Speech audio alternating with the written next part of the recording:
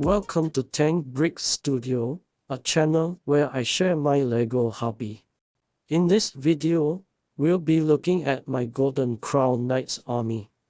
I store my minifigures in this type of container to keep them free from dust, and it also allows me to stack them easily for storage efficiency. This is actually my smallest army. Originally, I had them as part of the Red Lion Knights army, where they were a squad unit of the King's Guard. But seeing how my Red Lion Knights army has expanded, I now have a large enough force there to separate these Golden Knights into their own faction. Let's take them out of the container for a better look. I place the minifigures on base plates to keep them organized and in place, so they don't shake around, which could cause scratches between them, especially on their prints. As I mentioned, this is a small army, but I'll be slowly expanding it as I get more minifigures in the future. There are quite a number of gold-colored minifigures from various themes such as Harry Potter, Marvel, and Ninjago sets that I can add to this army. Now let's look at each unit in detail and count them as I go along. This is also for my own reference, so when I'm too lazy to take them out of storage, I can just watch this video for details. First, we have the heavy infantry swordsmen. They're dressed in golden armor and helmet, wielding a golden sword and shield. On this base plate, I have 6 of them. On the other base plate over here, there are 4 more. So in total, I have 10 heavy infantry swordsmen. Let's take a closer look at one of them. The torso is a very rare piece that can only be found in one set. Drawbridge Defense, set number 7079 from the Fantasy era. It belongs to the Gold Knight. Here's the back print. The shield is also another rare piece that can only be found in 2 sets. I came across them on Bricklink and bought a bunch of them a few years back. I didn't want to spend more on the printed legs, so I got plain gold legs for them. At the back here are 2 hero units. First, I have a fully flat silver knight with a large shield.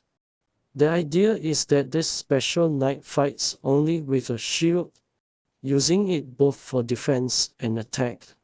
The printed torso is from the Orion character from Minifigure Collectible Series 26. The shield is from Nexo Knights, and I added a golden tile to the front. Next, I have another special knight I call the Lancer. He has this shiny silver metallic armor and helmet. He's equipped with a round shield featuring a dragon head print from the Ninjago series. He is a dragon slayer, and the dragon print is actually a symbol of the first dragon he slayed. For the torso underneath the armor, I used the Tin Man from the LEGO Movie Minifigure Series 2. It has a very metallic look, perfect to represent knight armor. As for the head and helmet, they are actually from Dwarven characters. So with these 2 hero units, the army now totals 12 minifigures. On this main base plate are more units. I've already counted these 4 heavy infantry swordsmen, so let's skip them. Behind them are the heavy infantry pikemen. I have 8 of them over here. Let's take a closer look at one. The armored torso and legs are the same as the swordsmen.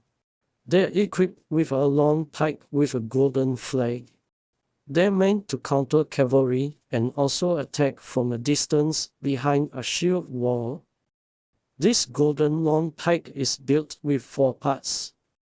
The main rod, followed by a lightsaber hilt, then a golden flag, and at the tip is the Ninjago dagger weapon. So with these 8 heavy infantry units, we are now at 20 minifigures for this army. Now let's take a look at more hero characters in this army. This is the King or Lord of the Golden Crown Knights army. This unique armor comes with a dark blue core, so I gave it a matching dark blue torso and legs. This armor and shield are from the fantasy era, also known as the Crown Knights. The legs are actually from the Kendo fighter from minifigure series 15. I have only one of this shield, so I gave it to him. This Golden King's crown is also unique in that it's not the more common glossy, shiny gold. This is more of a flat, matte gold, which matches the armor and sword perfectly. The kit is from AliExpress. Do check out my review videos on those. Now let's check out the torso underneath the armor. It's a Thanos. Since I prefer to keep the big fake Thanos for my Avengers collection, I repurposed this version into a character for my fantasy medieval world. Next, I have the general of this army, also called the Grey Knight. This is the heroic knight from Collectible Minifigures Series 9. He fits well with this army because of the crown logo on his shield. I added a white cape and a white crown attachment on top of the helmet to help him stand out more. This minifigure has very nice detailed printing. It's a pity I only have one of him. Next, I have these heavy armor knights. I previously called them the King's Guards, in reference to Game of Thrones. I have a total of 10 of them. They have the same equipment as the Infantry Swordsmen, but come with heavy armor and white capes.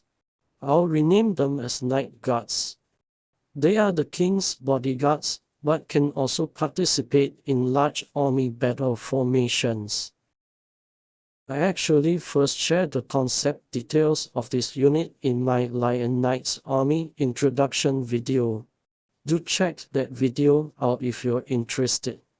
From that previous video, I also revealed that I used this Ninjago torso as the base body, as is one of the cheaper gold-colored torsos on Bricklink. Let's do a side-by-side comparison between this Knight Guard and the heavy infantry swordsman. The gold color and sharp prints make this army look very prestigious and high-level. With all the minifigures here, that now adds up to 32 units. Now let's check out the cavalry of this army, the Griffin Knights. Instead of horses, the Golden Crown Knights cavalry ride griffins, which act as the air force of the army. I did a video previously covering how I created these Griffin Knights. So if you're interested, please watch that video. I'll also include the link in the description. Currently, I have 3 completed knights with their griffins. I'll be creating 2 more. As you can see here, the knights are ready, but I haven't gotten their griffins yet. So let's still count that as 5 Griffin Knights. Here's a closer look. I gave them golden capes and golden crowns on top of their helmets, so they look like part of the Golden Crown Knights army. I also equipped them with long swords to give them reach when mounted on their griffins. The silver or chrome helmet visor is actually very rare. I was lucky to get them from a used castle tic-tac-toe set. Here's how they look when mounted on their griffins. Due to the design of the Lego Griffin, I find that having the minifigure in a sitting position looks better. Let's move on to the minifigure behind. This is the Strategist, or advisor to the king of this army. He is of the same level or rank as General Grey Knight. This is the type of character who fights with their brain or intelligence. This torso is from the Mickey Mouse Knight from set 10780. Here is the Army General for comparison. Next is a wizard, and obviously this is Gandalf the Grey, but with yellow skin. It's from the older Lord of the Rings sets released back in 2012.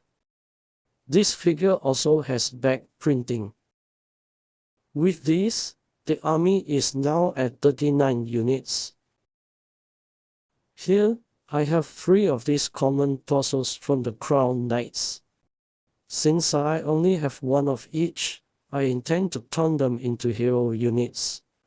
Currently, I'm playing with the idea that these non-human characters are not allowed in the main army. Hence, they are grouped together as a rogue squad, performing risky and dangerous missions in hopes of rising up the ranks and escaping their low society class fate due to their race. So this adds up to 42 units. Here is another special squad with the princess. Let's call them the Pink Squad. It consists of these 4 minifigures. First, we have the princess. This torso is from Minnie Mouse, again from the Disney set 10780. It has a nice shiny print. Next is the Knight of the Yellow Castle from Minifigure Series 23. I replaced the legs and helmet visor. Here, I have an infantry spearman. The torso is taken from the Knight of the Yellow Castle. Here are 2 of them together. The idea is like playing an RPG game, where you form a party to explore the world and fight battles to level up. So in this squad of 4, each plays a role in battle. For example, the princess is a damage dealer as an archer. The heavy armor knight is the tank. That means the one taunting enemies and blocking damage for the team.